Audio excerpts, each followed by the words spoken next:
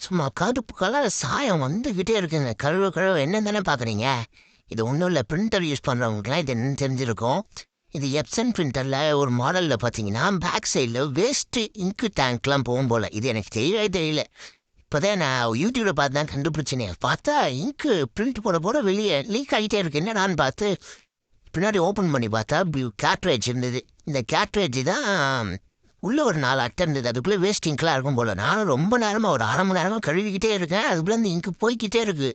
சரி, நம்ம இடத்துல எல்லாத்தையும் க்ளீன் பண்ணிடலான்னு சொல்லிட்டு க்ளீன் பண்ணிட்டா இந்த இடத்துல தான் அந்த கேட்ரேஜ் இருக்கும். இது வந்து வேஸ்ட் இங்க்கு வந்து சேர்ற இடமா. அதனால தெரியாதவங்க தெரிஞ்சுக்கோங்க. பிரிண்டர் வச்சுருக்கவங்களுக்குலாம் ரொம்ப யூஸ்ஃபுல்லாக இருக்கும். ஏன்னா இதுவே நான் வாங்கி 2-3 வருஷம் ஆகுது. ஆனால் இப்போ தான் எனக்கே தெரியும் இந்த இடத்துல இப்படி ஒன்று இருக்குன்னு. ஒரு வழியாக கழுவி முடிச்சுட்டு நல்லா காய வச்சிட்டேன். இது பெருசாக எதுவும் இருக்காது, கரைக்கலாம் எடுத்துகிட்டு போகணும் அவசியம் இருக்காதான். நம்மளே வாஷ் பண்ணிக்கலாம். ஏன்னா இதனால் எதுவும் பாதிப்பு எதுவும் பிரிண்டர் கிடையாது. சொல்லி முடிச்சுது. ஓகே, பார்ப்போம். பாய் பாய்.